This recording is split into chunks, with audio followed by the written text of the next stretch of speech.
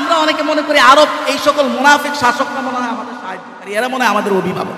আজকের সৌদির বাদশারাই হস্ত স্বাক্ষর করে এই ফিলিস্তিনকে ইহুদিদের কাছে বিক্রি করে দিছে। এই একটা কথা প্রচলিত কথা আছে যে আরবের এখনকার যারা শাসক তারা বলে, দেখাইতেছি আমি জিনিসটা কি, তারা বলে এই ফিলিস্তিনিদেরকে নাকি ওসমানীয় সাম্রাজ্যের দ্বিতীয়, এটারে বলে আব্দুল হামিদ আস-সানি, দ্বিতীয় আব্দুল হামিদ নাকি বিক্রি করে দিছে, এটা তারা অপবাদ হিসাবে বলে।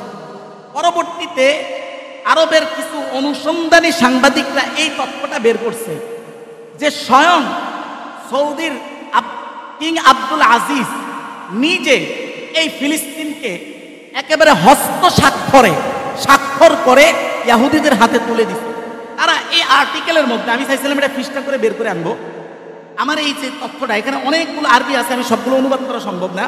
দেখেন এখানে তাদের হাতের লেখার চিঠি এবং কিং আব্দুল আজিজের একেবারে হাতের লেখার সাইন পুরাটা সহ আরবের বিভিন্ন আর্টিকেলে তারা প্রকাশ করছে। আমি একটু অল্প একটু পড়ে শোনাই, দেখেন কি লিখছে।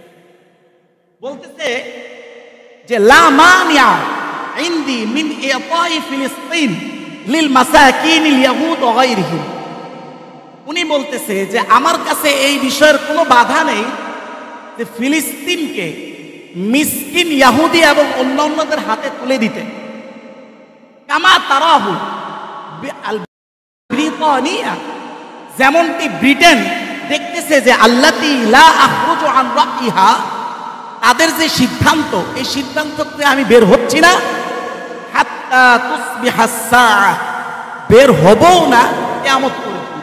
সাইন শেষে লেখা আছে খাদিমুল হারামাইন মালিক আব্দুল আজিজ। এই আজকের সৌদির বাদশারাই হস্ত স্বাক্ষর করে এই ফিলিস্তিনকে ইহুদিদের কাছে বিক্রি করে দিছে। এই জন্যই দেখবেন এদের এই চুক্তির কারণেই এরা দেখবেন পুরা ফিলিস্তিন বিনাশ করে দিলেও এরা একটা কথা বলার সাহস করবে না। যদি কোথাও বলে মনে রাখবেন, এটা মাথায় রাখবেন যে কোনো না কোনোভাবে তাদের জিওপলিটিক্যাল স্বার্থ সেখানে আছে, শুধুমাত্র মুসলমানের অভিভাবকদের জন্য তারা কথা বলবে না। এটার বহু প্রমাণ আমি একটা ছোট্ট প্রমাণ দিলাম। তাহলে এক কথাই, যারা আসলে এটা মুক্ত করবে তারা নিজেরা আগে ইসলামিক হবে, নিজের ভূখণ্ডে আগে ইসলাম প্রতিষ্ঠা করবে, তাদের মাধ্যমে আল্লাহ তাআলা এই জমিনকে পুনরুদ্ধার করবেন। এইটা রাসূলুল্লাহ একাধিক হাদিসে ভবিষ্যৎবাণী করেছেন, নিঃসন্দেহে এটা হবে।